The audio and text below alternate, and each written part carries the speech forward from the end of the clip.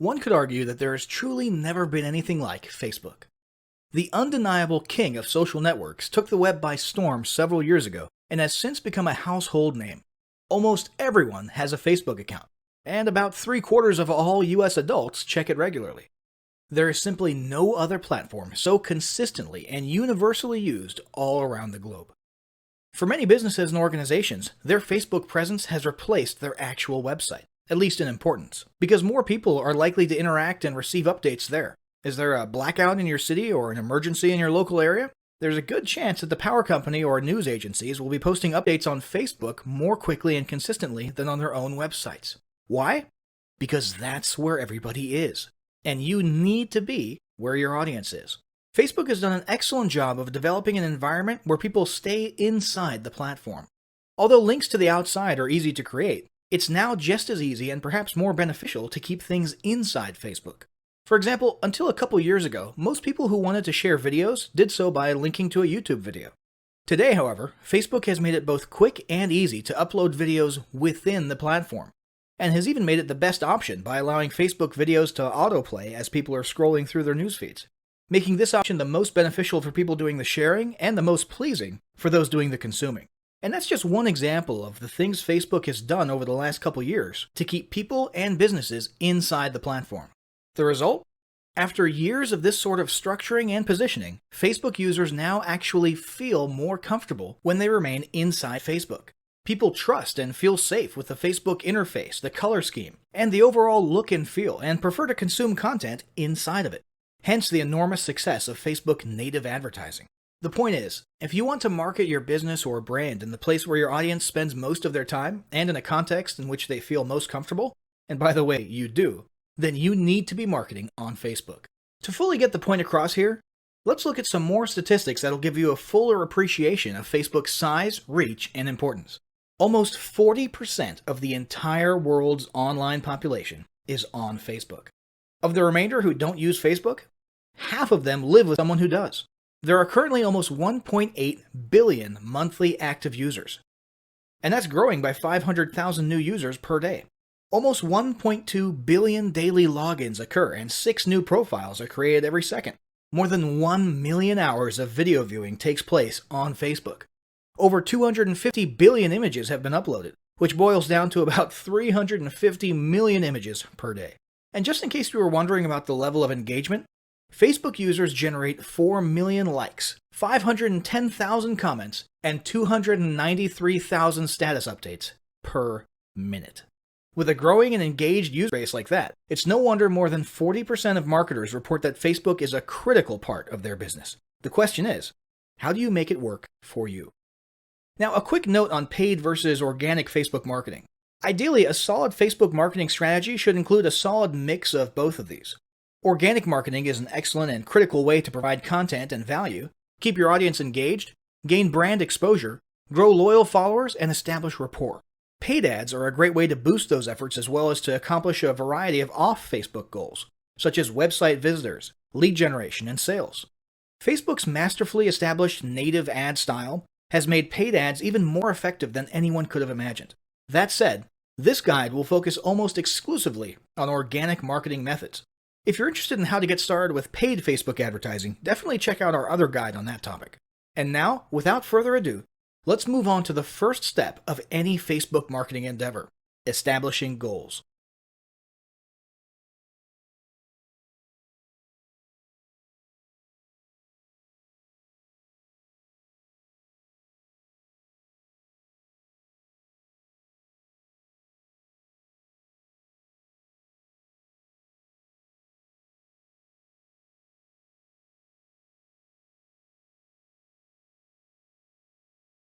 Establishing marketing goals is critical to the success of your Facebook marketing.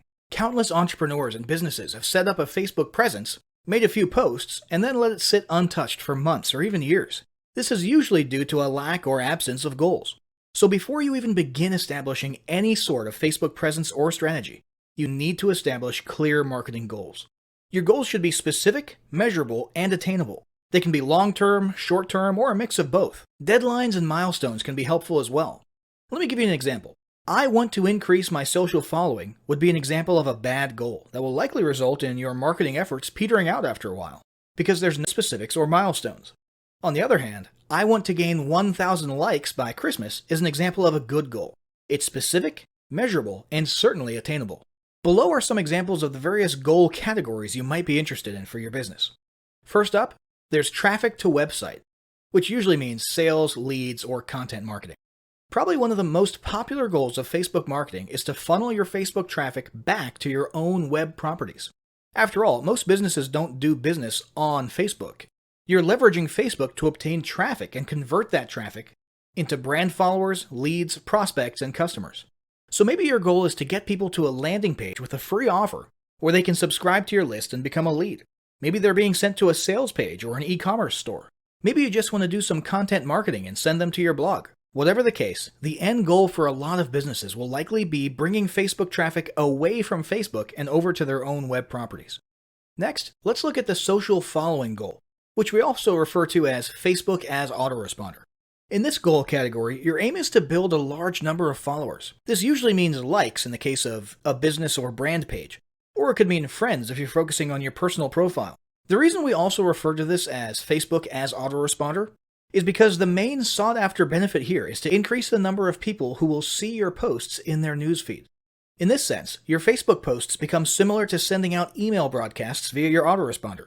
It should be noted that Facebook has recently adjusted its algorithms in such a way that people tend to see less posts from businesses they've liked. This means a much smaller percentage of your followers will actually see your posts in their newsfeeds today than did in the past.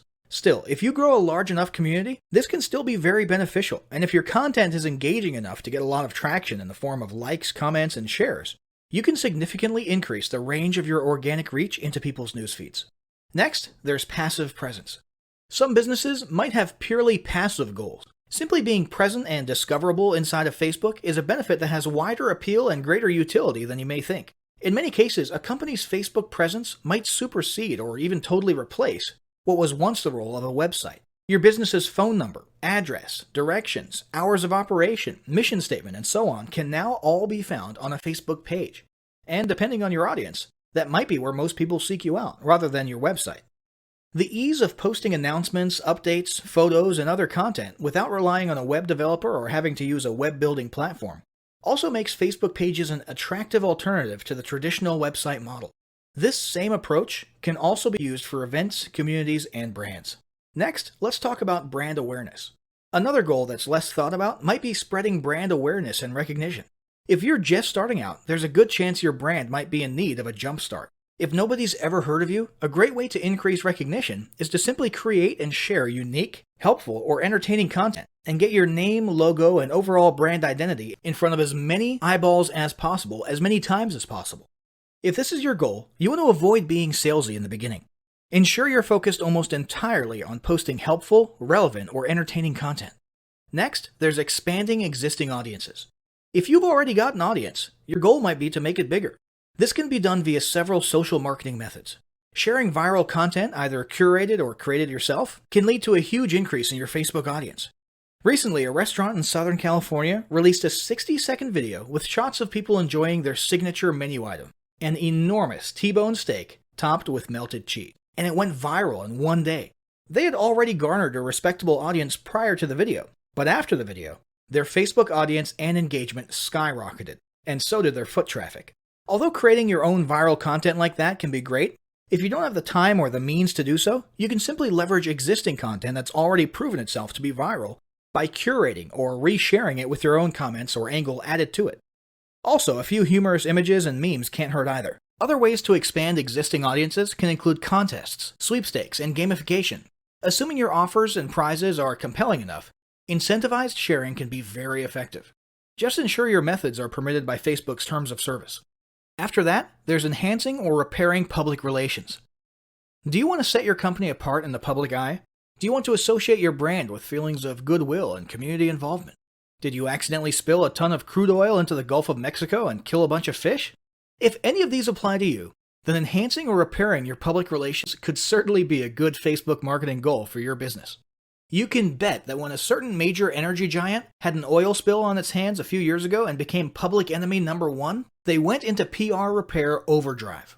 They were literally hated by almost everybody, and their business could easily have disappeared off the face of the earth.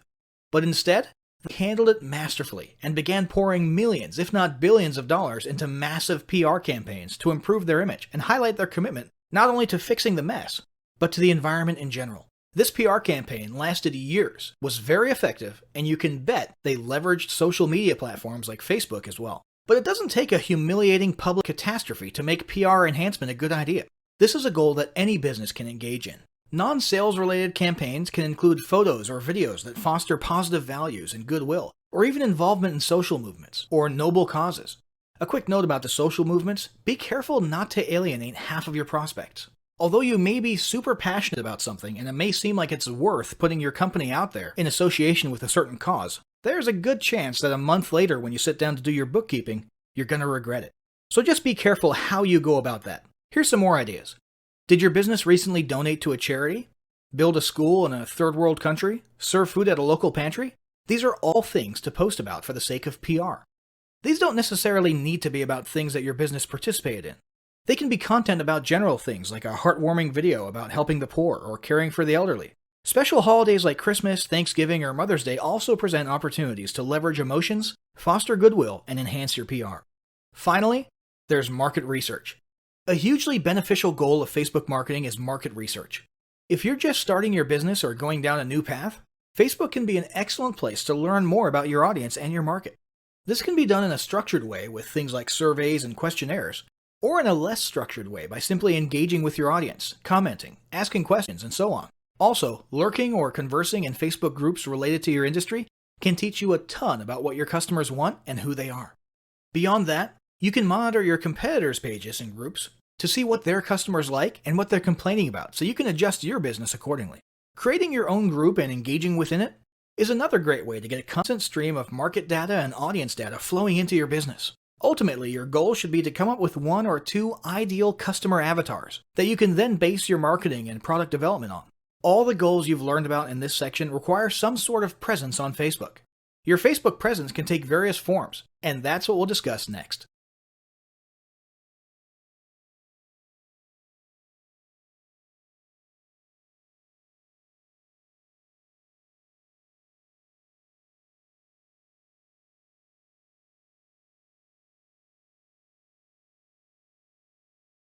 In order to reach your audience, gain followers, conduct market research, or accomplish any goals at all, you'll need to establish a presence on Facebook. What sort of presence you create will depend largely on what you hope to accomplish. But the most common first step is usually to create a page, often called fan pages. There are several types of pages to create. These include local business or place, company, organization, or institution, brand or product, artist, band, or public figure, entertainment, and cause or community. Pages are different from profiles for a few important reasons. Your profile is traditionally meant for connecting with friends and family and not for business. Your page, on the other hand, is geared towards raising brand awareness or promoting your business or cause.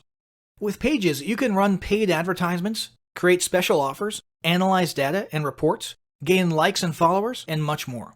Pages should be understood as a social avenue for you to build your relationships with prospects, customers, and clients. Finally, business pages are kept completely separate from your personal profile and bear no public connection to you unless you choose to reveal such a connection. Let's talk about building your pages. When you first start the page creation process, and you can simply go to facebook.com/pages/create, you'll be prompted to choose one of the page types listed above. This should be relatively obvious. There is some disagreement about whether online businesses should choose company/organization or brand/product. In most cases, for online businesses, it's the latter, but it entirely depends on your business.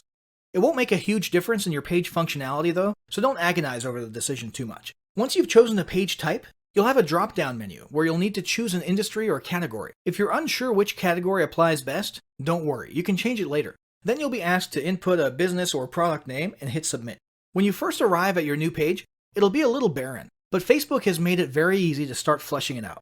The first thing you'll want to do is write a short description of what your page is about. Facebook only allows 155 characters, so you'll want to not only get the main points in just a couple sentences, but you'll also want to make sure you include any critical keywords that you want to be found for when people do searches. Keep in mind, SEO is still important for Facebook, both for its internal search as well as your Facebook page ranking in search engines like Google. Consider using Google's Keyword Planner tool to determine the best exact keywords to use in your description. Speaking of being findable, you'll also want to assign a unique username to your page. What this does is create an easy-to-remember unique URL for your page, so you don't have a long, impersonal, alphanumeric URL. In the end, you should end up with something along the lines of facebook.com/yourbusinessname. But this will be subject to availability, and you may have to use something slightly different from your actual business name if it's already taken. For example, if facebook.com/Tom'sTomatoShack is already taken, you might have to stick a number 2 at the end of it, or settle for Tom's Tomatoes or something. Don't worry about this too much. It's not like you're choosing an important domain name or trademark. It's purely meant to make it slightly easier for you to put your page URL on a business card, or to make links for your page look more friendly. Next, you'll want to add your website. From the options on the right-hand side of your page, click Add a Website and enter your main website address, or depending on your goal, a specific landing page URL. After that, it's a good idea to add a second admin to your page. Even if you're the sole owner and employee of your business, you should still do it. This way, if your page or profile gets hacked, and that does happen, or if you get locked out of your profile for any reason at all, you'll at least have someone else who can try to access the page and do what needs to be done. This is a security precaution, so it doesn't matter who it is, and they don't literally need to ever be an actual admin. Heck, this could be your grandma if you want. After that, you'll want to like your own page, so you'll now be following it via your personal profile, and you'll want to make sure you turn on notifications. Now you'll want to start visually completing your page. First, you'll want to add a square profile image. This can be an image of you or your logo, or whatever you want people to see associated with your brand.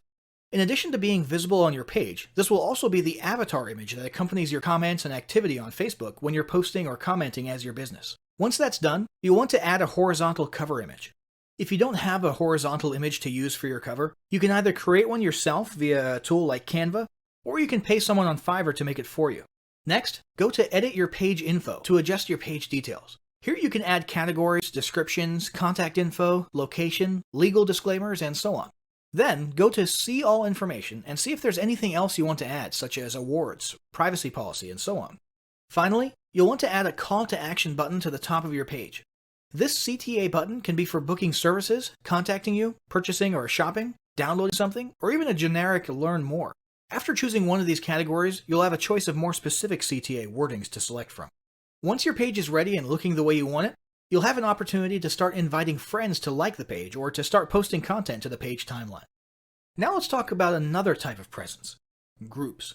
One option for establishing a presence on Facebook is to create a group. A Facebook group can be either public or private. These groups can be an excellent way to interact with your audience, share content, encourage them to interact with each other, and even start building a tribe mentality among your followers. Although groups can eventually take on a life of their own once you've got enough members in there, conversing, posting, and answering and asking questions, early on it'll be important for you to have a content posting routine to keep things fresh and moving. It may also be a good idea to appoint a moderator/admin to handle things on the inside.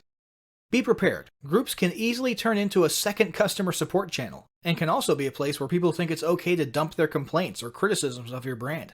Be sure to keep an eye on things in there. Try to foster a positive vibes environment, and have yourself or moderators on hand to delete or censor any comments that might harm your brand, and make it clear to members whether or not it's okay to handle customer service issues inside the group. And for the record, it's totally up to you, and in fact, handling customer service in groups publicly is becoming a bit of a trend lately. There's plenty of pros and cons to that, we're not going to get into it here. If you choose to make your group a no customer support zone, just ensure you get that message across kindly and gently, and use patience when reminding individual members about it. Remember, your whole tribe can see you here, and they will judge you on how you treat members. Let's talk about creating a group. To create a group, go to your Groups page and click the green Create Group button. You'll first need to name your group. This can be your business name or a spin-off of your business name. For example, if your group is centered around providing special training or advice on using a product, you might call it Your Product Name plus the word Masters, Experts, or Ninjas at the end of it. Each group needs to start out with at least one member. So you can either add several members right there from the beginning, or you can just add yourself for the time being and move on. The final selection is your group's privacy status: closed, public, or secret. Secret means it's not even searchable or discoverable. You can change this setting later, so don't worry about it too much right now. After you hit submit, you'll need to choose an icon for your group. Just pick whatever seems most relevant. Once your group is created, you can start fleshing it out by adding a cover photo and description. The same guidance for business page descriptions above applies here more or less. Keep it short, clear, and include important keywords. As for the cover photo, make it horizontal and consider using Canva to create your image or hiring someone on Fiverr to make a nice image. Finally, there's the personal profile. It's true that Facebook has terms that prohibit using your personal profile for explicit business purposes. However, that does not prevent you from leveraging your personal profile in exactly the way social profiles were meant to be used: networking. Make it clear what it is you do and what services you provide. Make yourself findable via search. Join relevant groups. Contribute to discussions. Introduce yourself and rub elbows as much as possible. In this sense, your personal profile can be an incredible resource for marketing and potentially even more powerful than your business page. So, once you've established the sort of presence you've determined you need, you'll want to start posting content. After all, that's what this whole endeavor has been about, and it's what we'll cover in the next chapter.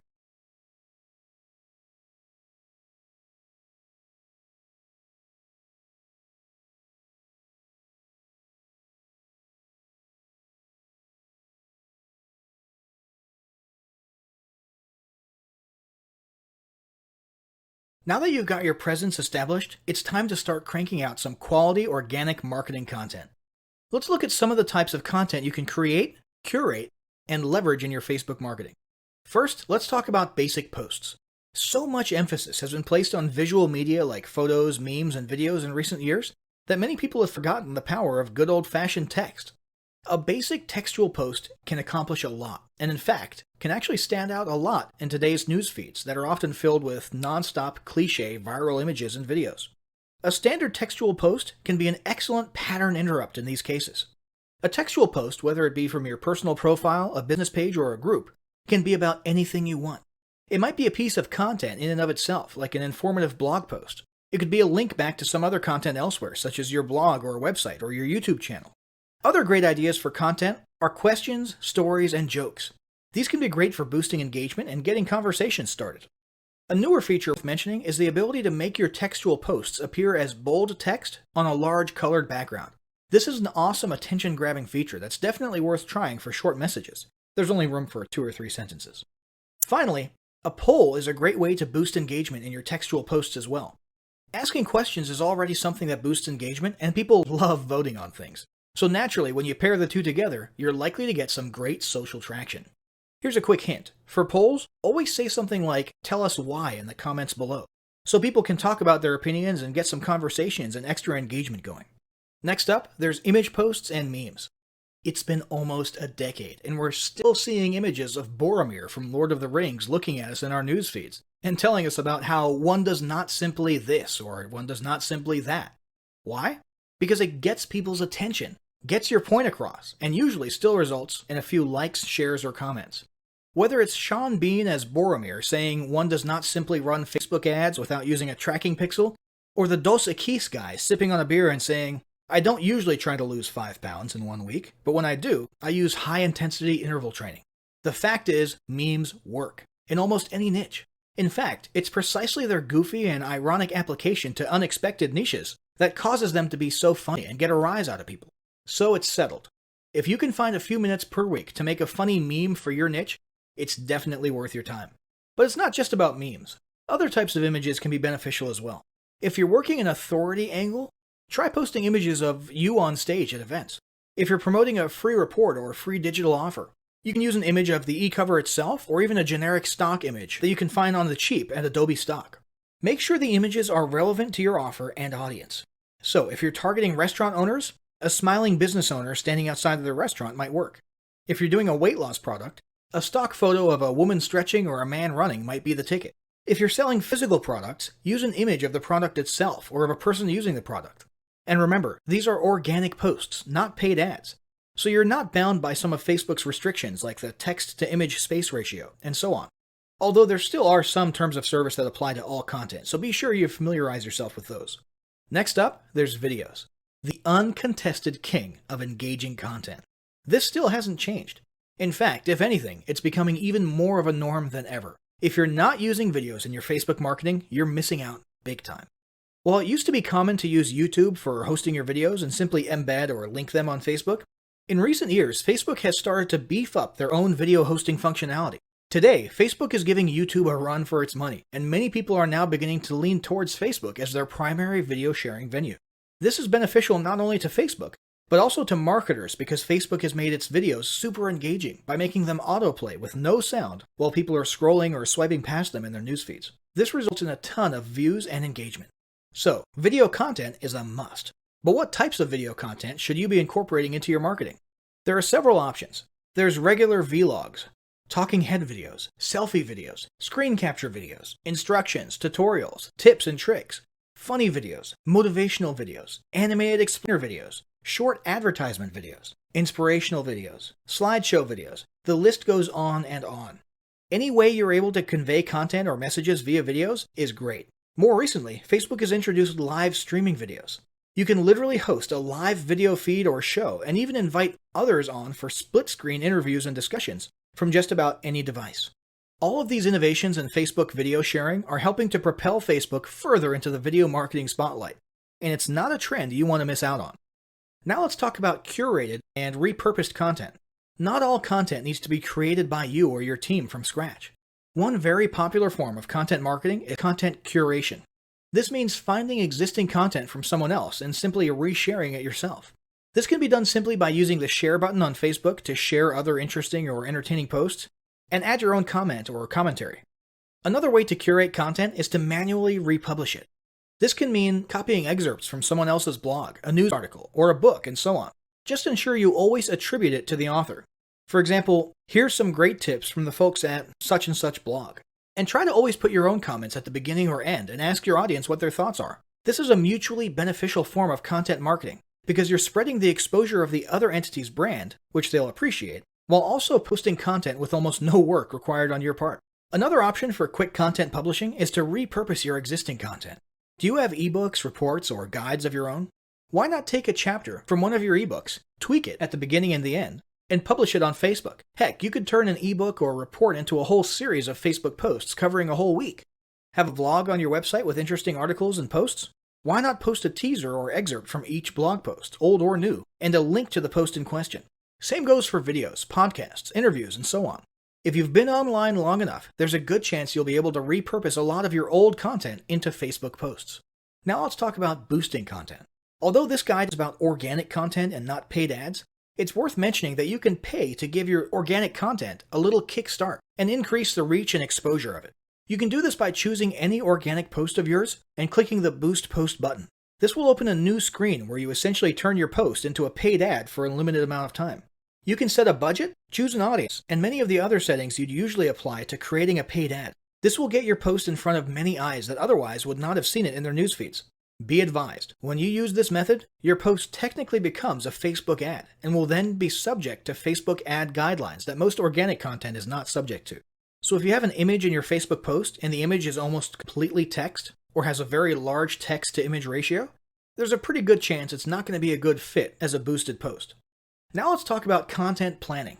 Planning out your Facebook marketing strategy is super important. The last thing you want is for your Facebook presence to turn into one of those where you set up a page, post a few things, and then becomes lifeless for months at a time. This happens a lot. When people see this, you instantly lose credibility. And that's why it's important for your team to have a robust content posting schedule and strategy. Ideally, you should be posting something almost every day at least. However, this need not always be content designed from scratch. Instead, you can set aside 2 days of the week that are for original, created from scratch posts or videos, while all the other days in between only require a reshared post from elsewhere or a quick meme or image. Set aside another day of each week for a video post and maybe another day for a community poll. If you have a regularly updated blog or YouTube channel, you can also simply add a new step to your blog posting or YouTube uploading workflow, in which after each post or upload, a link to the new content should be shared and teased on Facebook. There are a number of ways to easily incorporate daily Facebook posting into your weekly routine. It would also be a good idea to establish a daily or at least weekly routine for you or a team member to go through all your posts and reply or interact with your audience if they commented or asked questions. Finally, let's talk about tools, services, and help. Maintaining a regular and active Facebook presence can be a little difficult if your business is already busy as it is. If it becomes too overwhelming, there are several options for lightening the load, or at least making it easier to manage. First off, there's tools like Hootsuite and OnlyWire that make social media posting, scheduling, and planning much easier. If you'd like to have your content created for you, there are a handful of paid third-party services out there that will literally create and post content for you on a daily basis. $99 Social would be one example of this. You'd simply fill out a profile of what type of content you want and what industry or niche you're in, and let them take care of the rest. Finally, it might be worth it to hire a new team member specifically to handle your social media marketing, or delegate the responsibility to an existing team member who has time available to do it. This individual would be in charge of posting, commenting, replying, moderating, and so on. So, Facebook marketing is clearly an incredibly valuable and arguably critical part of any online business today. As you've learned in this guide, it can be a lot easier to establish a Facebook marketing strategy and routine than you may have previously thought. But none of it will count for anything if you don't start applying what you've learned right away. To that end, start implementing the steps of the following battle plan today. Step 1. Establish your marketing goals. Step 2. Determine what type of presence best fits your goals and create it right away. Step 3. Draft up a plan with your team for daily content posting and delegate the responsibility to one person. Alternatively, if you're a lone wolf, consider using the above-mentioned tools or services to lighten the load.